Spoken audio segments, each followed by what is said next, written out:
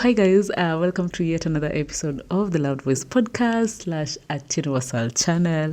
And today I'm graced by a very pretty lady right here next to us. So this week's episode of the Loud Voice podcast shifts a little bit from the audio visual to an audio episode, and I'm so happy that this lady got to grace our podcast. So I just wanted to introduce herself and what she does before we can actually get into the conversation itself. So, Mama, just introduce yourself and what you do and why you're here. First, thank you for allowing me to be on your podcast. My name is Vigilance Atieno. I'm a communication consultant. I do project management, and I'm a filmmaker. I started as a production designer, then did costumes, but right now I'm purely focusing on producing. Yes. So you're a producer now? Right now I'm a full-fledged producer. Film producer, Okay. not a music producer. Film producer. So you produce movies and everything, Yes. and documentaries and all that. But now I'm doing fictional stories. Either short fictional, I'm a feature fictional, because I feel documentaries are very complex and they require a lot of finances, which I still don't have that pros. But looking into the future, we never know. And documentaries also take quite a longer time. Yeah, they take a longer time. I've seen documentaries that have taken 4 years or 5 Some or take 10 or to 20, produce, and yeah. that a lot of resources go into that. Yeah, and good documentaries need time, good research. So even before you start shooting or filming, you need to do research. You need to get your characters right.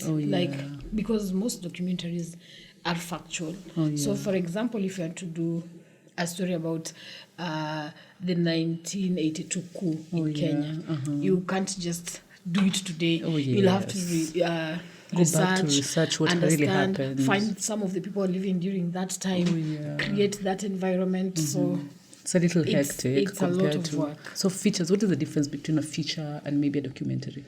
A feature film can be based on true story or can just be something fictional, but they do not limit you. They don't limit your creativity. You can play around with it.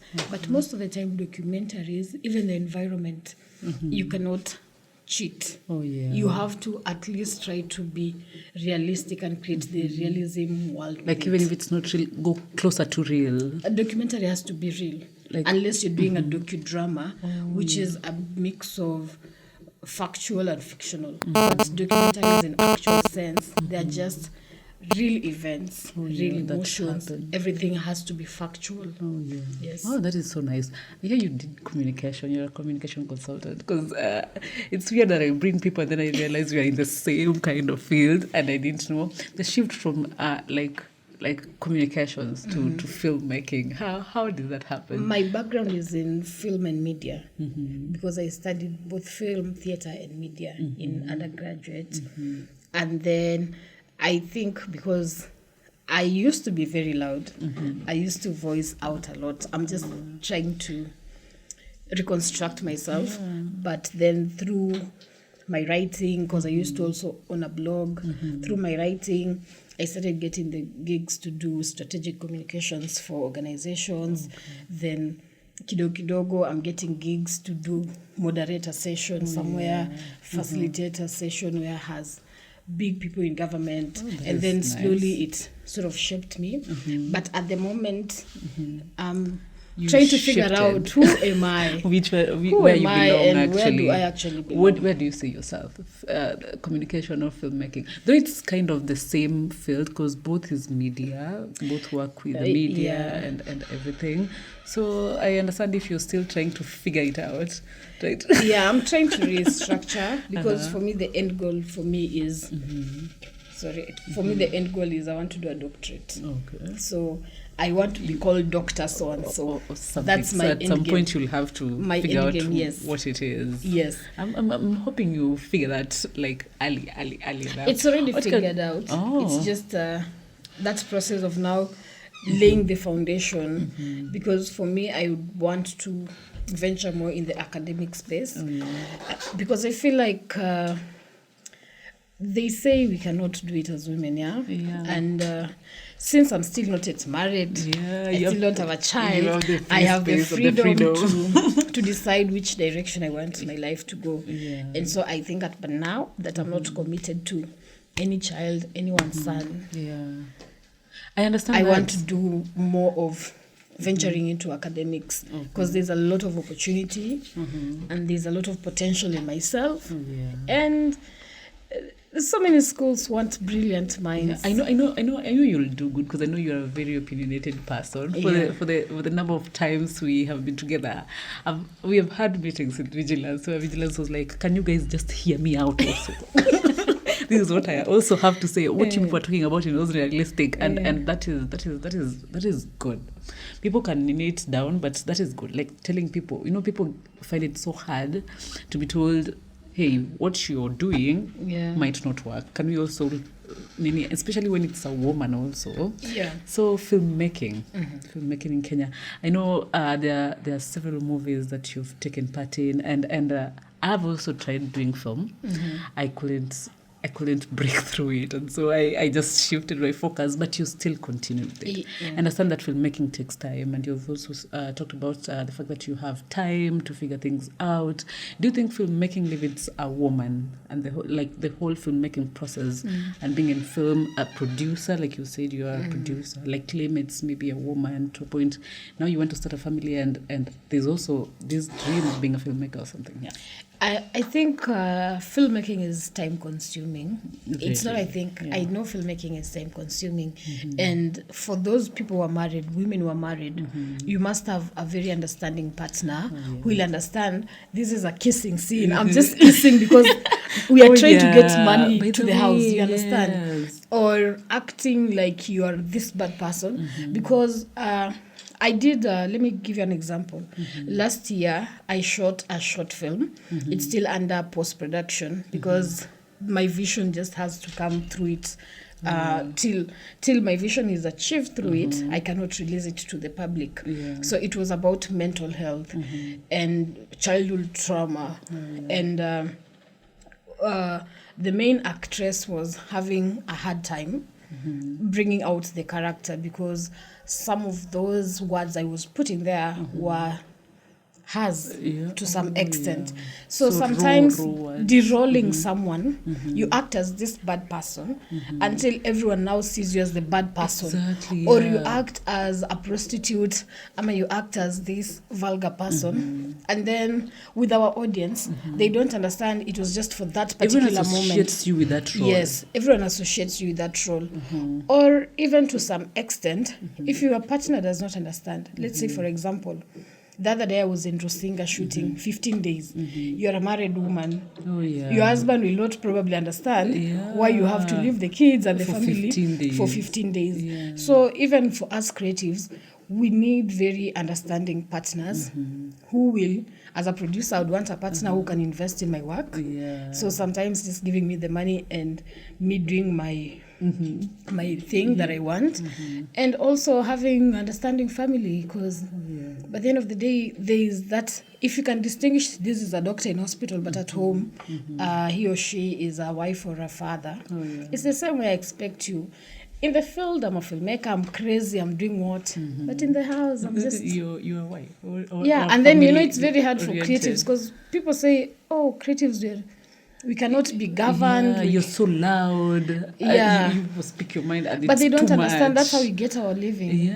I was told media people and communications people are a no-go zone, because these people will talk and not give you a chance to speak. But I also want people to understand, as much as we talk, but we also listen, because you can't go giving out information without actually listening or doing research about it and things like that. On talking about your story, maybe like taking time to go filmmaking. I remember I had a friend who went to Lodwar for 50 days in shooting. And I remember her telling me her parents didn't understand, because she was still living with parents, and this is a big role with a production house from abroad, from another country, German, and they don't understand. There's money in it, yes, but they don't understand why their daughter has to be away for 50 days. So I kind of understand. So getting into the Kenyan filmmaking scene. How hard or how easy is it to get there? Because I know there's this cartel thing also going on with people. Everyone wants to work with people they have worked with before, people they know, and things like that. So according to you, is it how do you need? Is it easier or is it so hard to get into it, and why? For me, I choose to see the good side of everything. Just like every other sector, breaking even or even starting out has its own challenges. But it is your resilience, your determination, and your undying spirit that will matter a lot in the long run. So whether you start it out as an actress, or you start it out as a crew member, it is that resilience to always want more. But then I have to say this. There is sort of imbalance. That's the reality. Because there are some towns or places that are highly favored in terms of even funding and those filming opportunities. You cannot compare a filmmaker in Nairobi and a filmmaker in Kombewa Seme, where my mom comes from. Because how many people want to do films in Kombewa? No. But how many people are doing films in Nairobi? So many want to. And then also funding is still the end game. Because if you do not have money, there's nothing like a zero budget film. We have done zero budget. But there's nothing as zero budget because you're still buying food. Oh, yeah. Probably you're not paying people, but you're still buying food. But you're still buying, you're still paying electricity for charging of the batteries. You're still ensuring everyone gets on set. Even transport. Some locations. So there's nothing like zero budget. And until you get that mentality and treat filmmaking as a business and not as a hobby. Once you understand this is a business, then you'll not even find yourself getting involved in some projects. Because why are you going to spend 1 month filming something for the sake of passion? Who is going to pay your bills by the end of the day? You need to pay your rent, so you need to eat and all that. Until we treat it with respect as a business, then we are setting the wrong tone for even the next generation. Okay, so I have this question. It's a little bit mini, but we need you to, because you're in the field and maybe just speaking to someone that wants to get into film. Like you said, filmmaking is expensive. We all know filmmaking is expensive. So what are some of the channels people can use to like get funding for these things, for filmmaking and things like that? Because I know someone is somewhere trying to be a filmmaker or be a producer for a film, but they don't even know how to go about it, about funds and everything. Even before you start thinking about making your own film, start by visiting various sets. The one that has low budget, middle budget, high budget. Visit and try to find what is it that different producers are doing? How are they talking to people? Because I mean, by the end of the day, even as a producer, it is your negotiation skills that really matter. I can call probably someone like Jim Bishop. People know him as a very expensive DOP. But depending on how you talk to him, he can go below his normal rate card. I can talk to film studios to give me equipment, and they can do that just depending on what's my bargaining power. And I keep saying this. All creatives have to master the art of networking. You have to master the art of bargaining. You have to read a lot.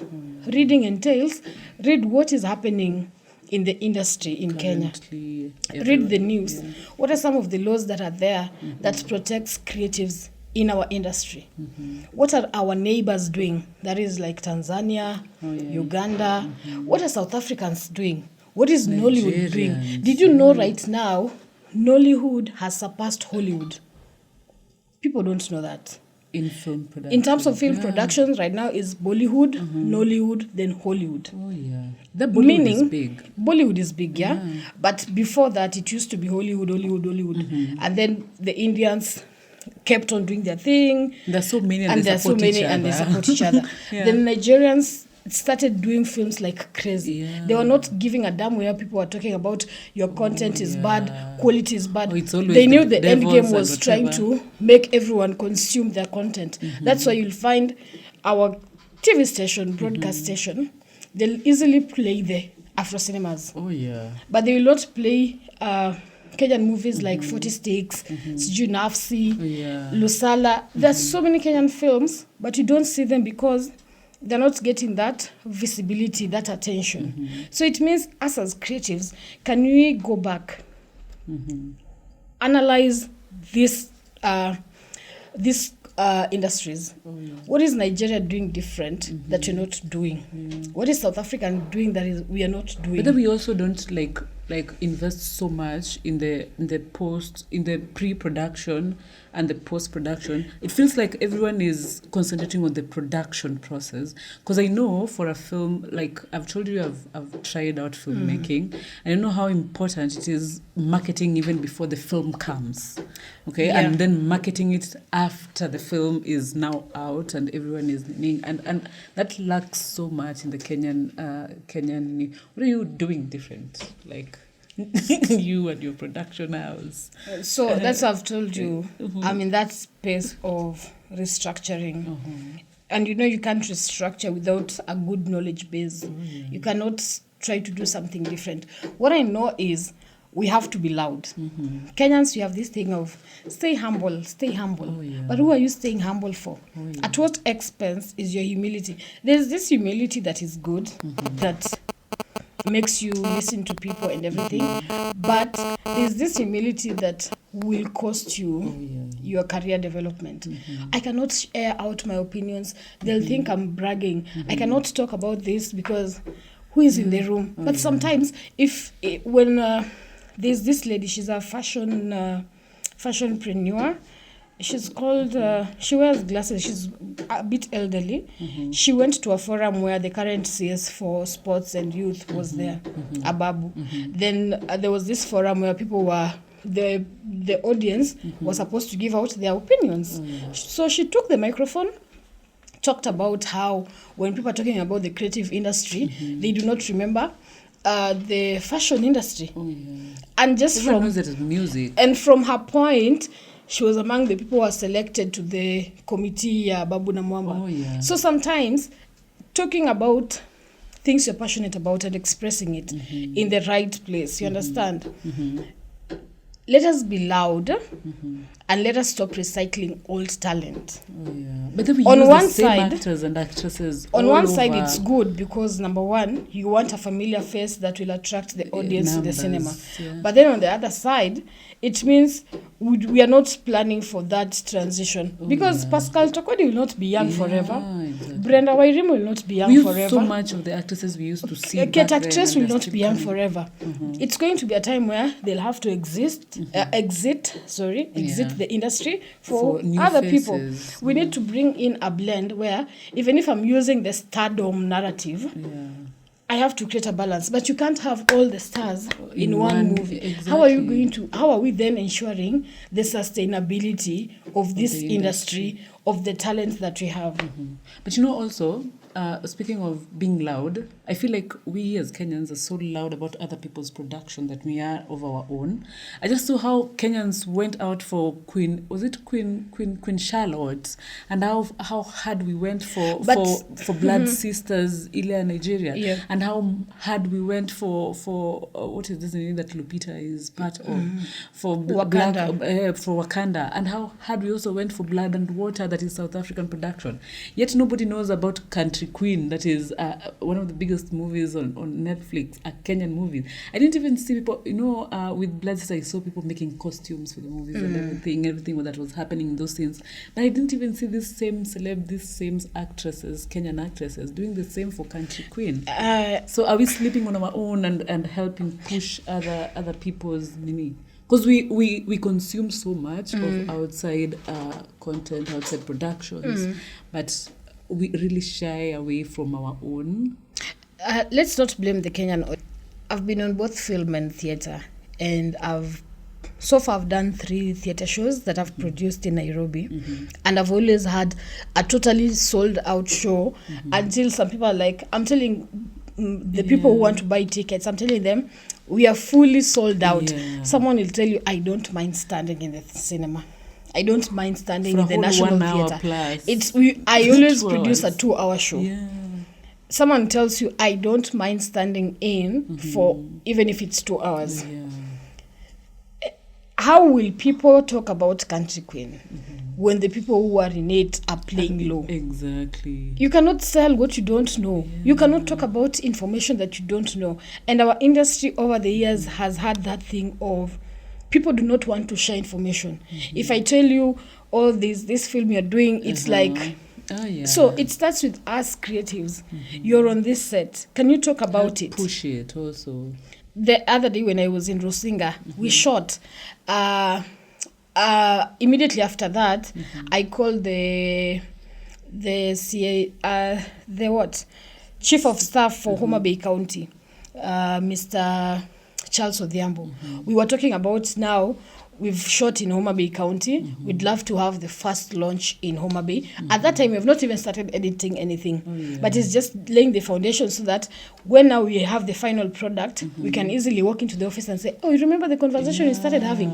And he told me, if you want to show a trailer during because there's going to be the Devolution Conference in Homa Bay in the month of July or August, there in between.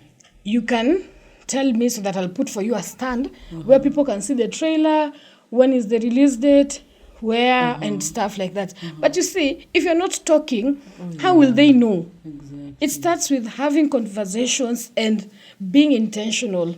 And number 2, you cannot approach people if your mind is empty. You have to package yourself. You have to package yourself so well that when you walk into that office, whatever you say, they'll see sense. If you're talking to Homa Bay County, what are you going to tell them? They are not only interested in the film. Talk about the impact. I was here in your county. We did a film. We had 400 people who we employed directly or indirectly. Our film had a budget of, for example, 20 million. With that 20 million, so far we've been able to spend 10 million in Homa Bay. We slept in this hotel. We've shown this. We collaborated with this and this company in Homa Bay. It makes them, wow. So this is the power of film. This is the impact it has. So the next time when you walk into that office and you want to collaborate on another film, they'll easily listen because they know, we know the impact, we know the statistics, we know the number. But as long as filmmakers, we do not have statistics, numbers, budgets at our fingertips, it makes it difficult. Number 2, when they're making the policies for creatives, how many creatives takes time to read the film policy? What are the amendments that are being done by the National Assembly, the Parliament of Kenya? How many people are reading that? Ask people the Film Act. They do not know. And you're in the industry. And it is going to impact you. The proposed financial bill has something that touches on creatives. How many of them have taken time and said, let me go through the financial bill 2023, read it so that I understand. What is that 15% withholding tax for creatives about? Nobody even knows what it is about. But how will you know if you're not reading? So we have to put in the reading culture. We have to put in the curiosity. We have to have these conversations as creatives. We have to be intentional to even have conversation with banks. Stanbic Bank has this forum where they meet women in business.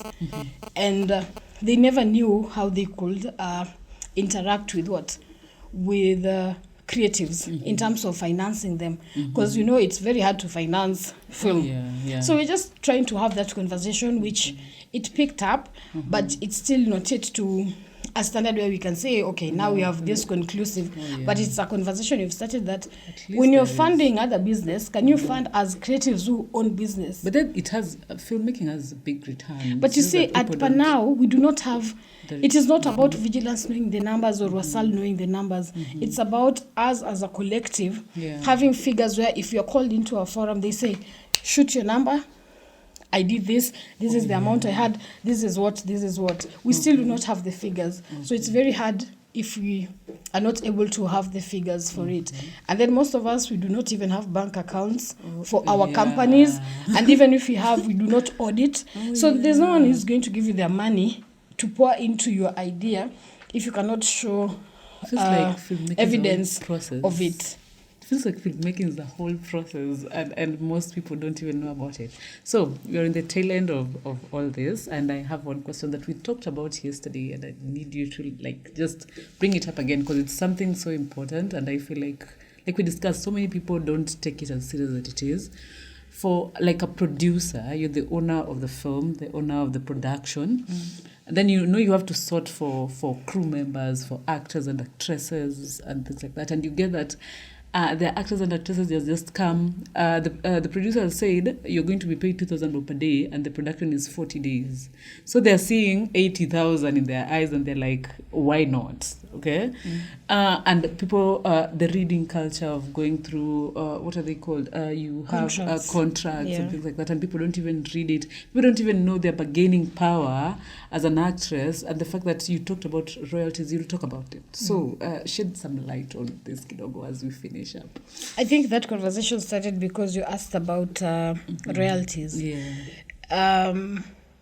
What I can say is this, because I'm still new into this producing thing. As a producer, and speaking for others producers, we always find opportunity to save where we can, and we're very selfish. Oh yeah.